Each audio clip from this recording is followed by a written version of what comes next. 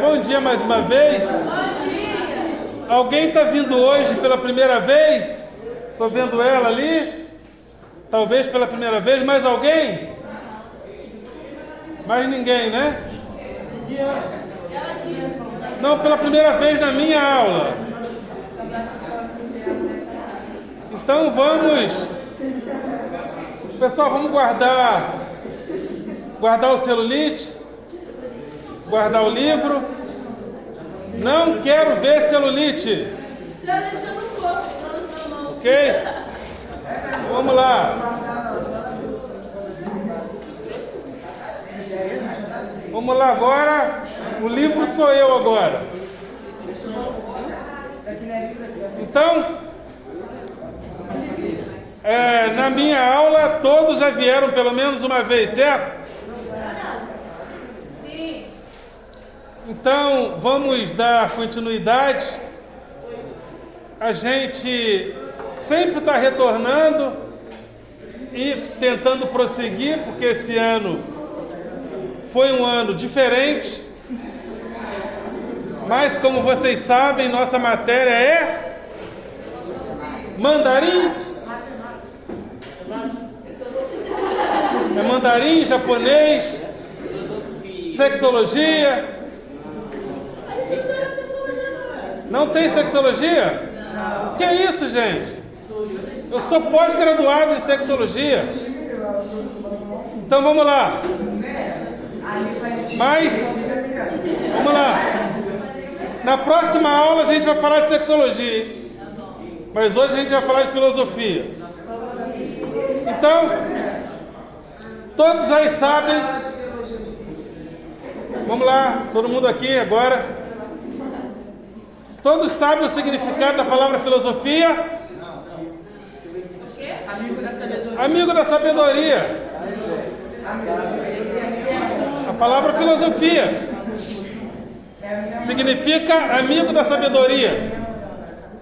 A filosofia, vamos lá, com licença. Pessoal, só eu falando. Alô? A filosofia é um tipo de narrativa. Vamos guardar. A filosofia é um tipo de narrativa.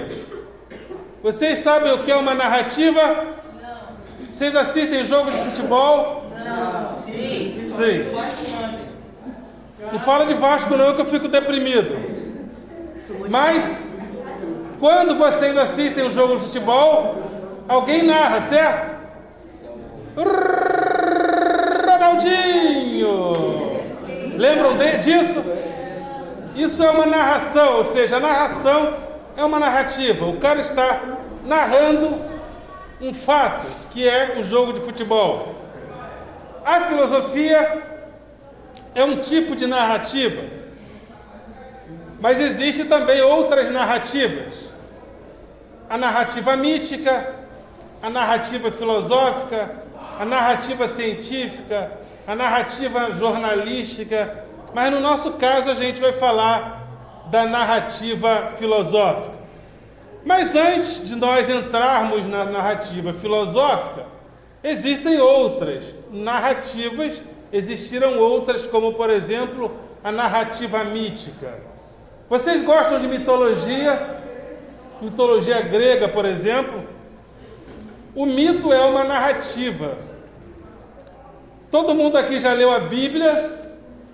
A Bíblia é uma narrativa. Uma narrativa mítica. Mítica, a palavra mito significa narração ou narrativa. Então, quando você lê a Bíblia, você tem ali uma narrativa. Narrativa mítica. A narrativa mítica, ela sempre parte de um passado que teria ocorrido. A narrativa mítica bíblica, por exemplo, parte de um lugar, parte de um evento. No princípio, criou Deus os céus e a terra. E a partir desse evento, supostamente real, alguns acreditam, outros não, mas é uma narrativa. No princípio criou Deus. Mas antes dos gregos inventarem a filosofia, existia a narrativa mítica. Vocês já ouviram falar da história de Eros e Psique? Vocês nunca ouviram falar de Eros? Vocês nunca tiveram um sentimento erótico, não? Significa que vocês nunca tiveram um sentimento erótico? Já ou não? Você sabe por que você teve um sentimento erótico por alguém? Porque Eros te deu uma flechada. Eros.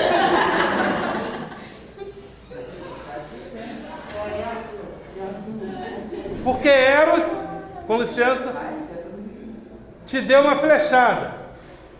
Vocês já ouviram falar de Eros, do Cupido?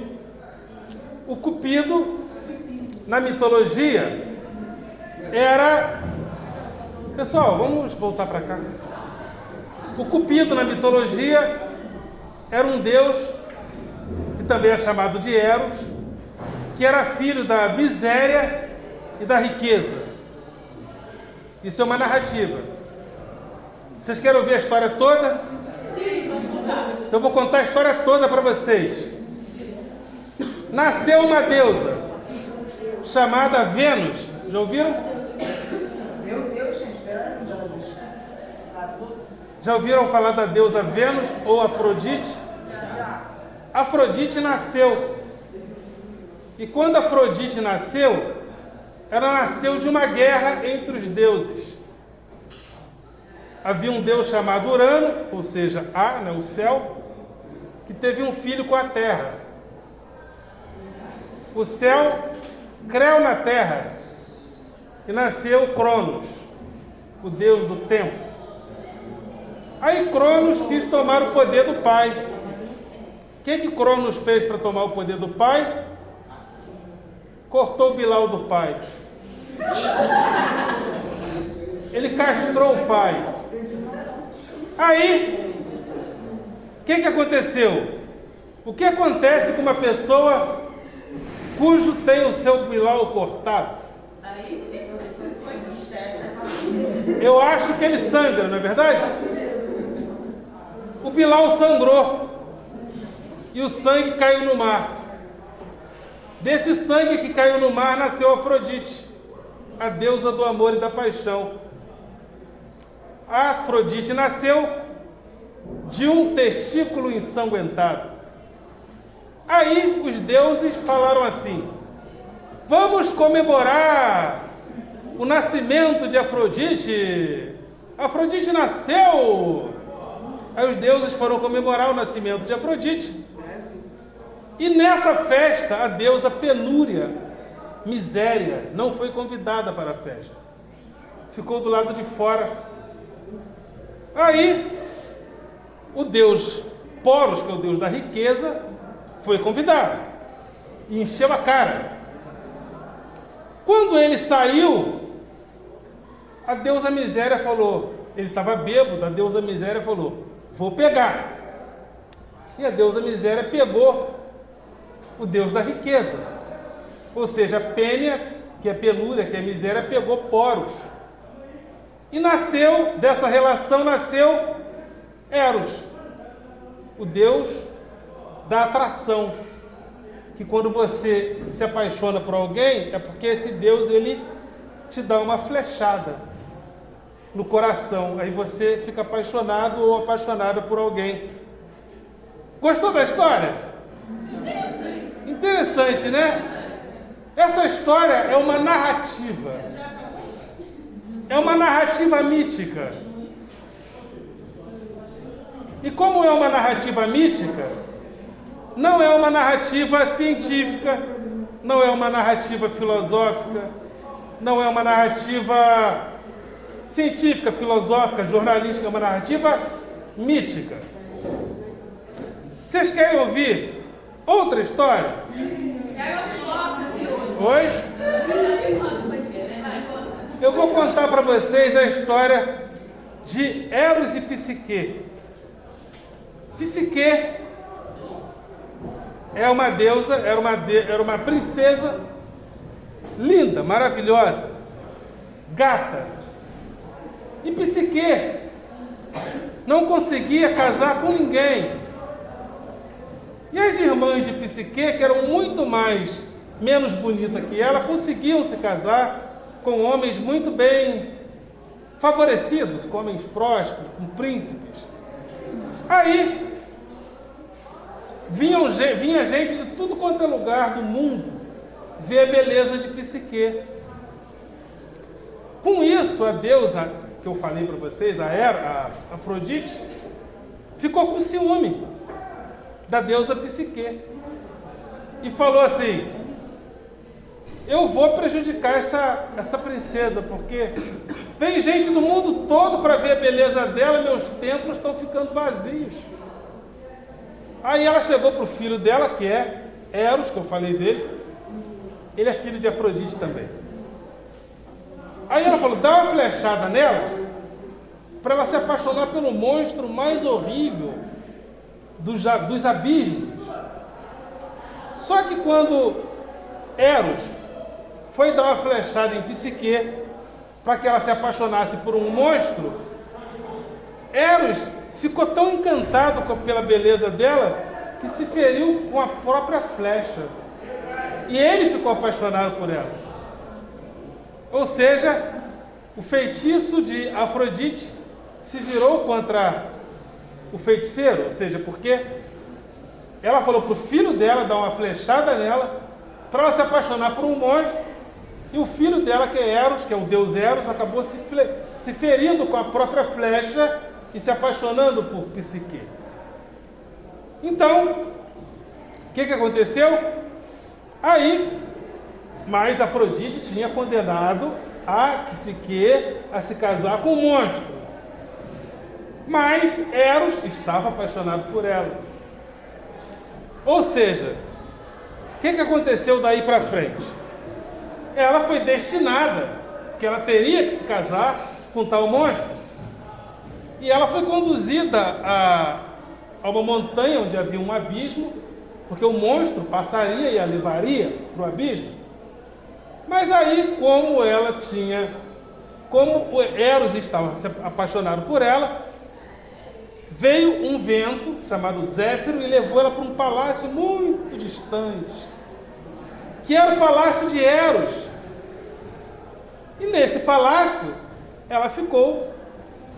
Mas ela achava que esse palácio era o palácio do monstro. Mas não era o palácio do monstro, era o palácio de Eros. E ela não sabia. E todo dia Eros chegava, o quarto estava escuro e Eros tinha relações com ela. Um dia a deusa Psique foi visitar a família. E as irmãs de Psique, muito enciumadas, porque ela estava morando num palácio maravilhoso, falou o seguinte: o negócio é o seguinte, esse teu marido, ele é um monstro. O que você tem que fazer? Você tem que matá-lo. Aí, num determinado dia que ela voltou para o palácio, ela pegou uma faca, pegou uma lamparina lá qualquer. Quando ela ia matá-lo, ela viu que era o deus Eros. E Eros deu-lhe uma bronca. Que isso? O combinado era você ficar comigo aqui, tal. E Eros fugiu. E Psique passou boa parte da vida atrás de reconquistar o seu amor. O que essa história significa? Um dia ela o reconquistou. Mas o que essa história significa? Eros é o deus do amor e da paixão, da atração. E Psique é a mente. Essa história significa que a nossa mente está sempre em busca do prazer. E da relação entre a mente, que é Psique, e Eros, nasceu um outro Deus, que é o Deus dos prazeres. Agora deixa eu ver se eu lembro o nome daqui, acho que é Ébano, sim. Ébano é o Deus dos prazeres. Gostaram da história? Tem mais? Tem outras também. Isso tudo é uma narrativa. Essa narrativa que eu estou contando para vocês é a narrativa mítica. Só que essa mitologia é mitologia grega. Mas tem também a mitologia bíblica, a mitologia hindu, a mitologia nórdica. Mas existem muitas outras histórias. Eu vou ficar um dia com vocês só contando as façanhas desses mitos todos. Mas eu vou contar mais uma. Vocês querem ouvir? Sim. Então eu vou contar uma outra história para vocês, que é a história de Plutão e Perséfone. Já ouviram falar de Plutão e Perséfone? Plutão. Plutão é o mesmo deus Hades. Plutão é o mesmo deus Hades. Hades é o deus do abismo, do mundo dos mortos.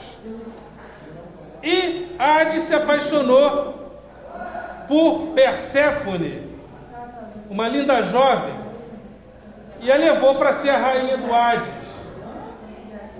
Aí, alô, vamos lá? Um dia, a deusa Afrodite se apaixonou por um rapaz chamado Adonis, um caçador chamado Adonis. E quando ela se apaixonou por esse rapaz chamado Adonis, ela se perdeu, porque quem deu uma flechada na própria mãe para que a mãe se apaixonasse por Adonis? Eros, o Cupido. E a mãe se apaixonou perdidamente por Adonis. Um dia, Adonis foi morto por um javali. Adonis foi morto por um javali. Aí Adonis foi para onde? Foi para o mundo dos mortos. E lá no mundo dos mortos, a deusa Perséfone falou: agora ele é meu. O que Afrodite fez? Afrodite foi lá no inferno, lá no Hades buscar. Ela foi onde? Foi lá no Hades buscar Adonis. Aí Perséfone falou: Adonis não sai daqui. Adonis não vai sair daqui. E Afrodite falou: vai, ele vai comigo. Ele vai comigo. Resultado, o que Afrodite falou? Afrodite falou assim: se Adonis não subir comigo, ninguém na terra vai... Alô? Oh. Ninguém na terra mais vai se atrair por ninguém. E vai acabar as gerações, ninguém mais vai nascer. Porque ela é a deusa do amor e da paixão. Afrodite falou: eu vou fazer uma greve de atração. Ninguém mais vai se atrair por ninguém na terra. Aí não teve jeito. Adonis ficava um tempo, ou seja, Adonis ficava um tempo lá em cima, e às vezes ele voltava para o Hades. Gostaram da história? Isso tudo é narrativa mítica. Agora, quando a gente está em filosofia, a gente está na narrativa filosófica. A narrativa filosófica tem um outro pressuposto, que é a razão. Essas histórias que eu contei para vocês agora, tem alguma razão nelas? Vocês veem alguma razão, alguma lógica? Eu acho que não, né? São histórias míticas. Ok? Quando a gente está no mito, a gente não está na filosofia, porque a gente não está no reino da razão. Então, eu contei para vocês histórias da mitologia. Na mitologia não há razão.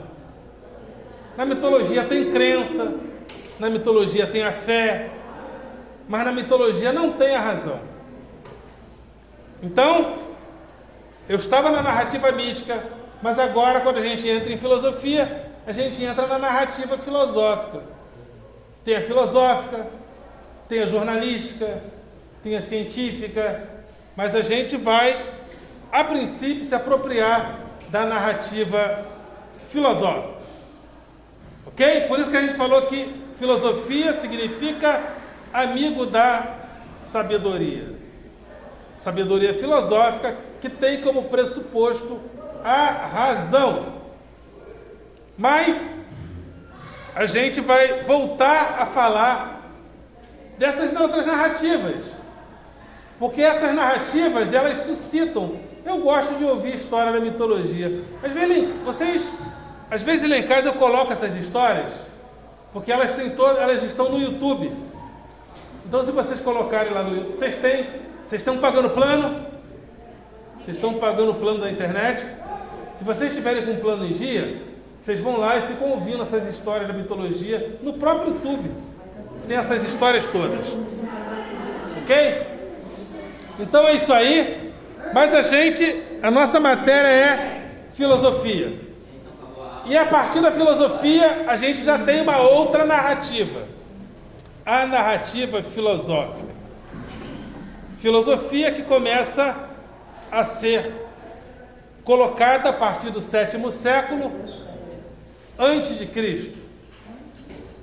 Primeiro filósofo, segundo alguns, Tales de Mileto.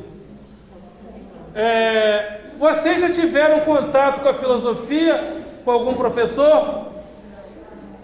Eu sou o primeiro? Ok. Pessoal, vamos sentar direitinho no lugar de vocês. Gata, guarda o celular, guarda.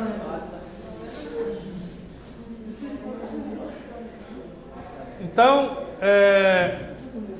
mas a gente vai, como vocês estão tendo comigo pela primeira vez, né? A maioria, a gente vai prosseguir no conhecimento filosófico. Então, a filosofia rompe gradativamente com o mito. Alô? A filosofia rompe gradativamente com o mito. E a partir da filosofia, a gente dá prosseguimento aos nossos estudos, ok?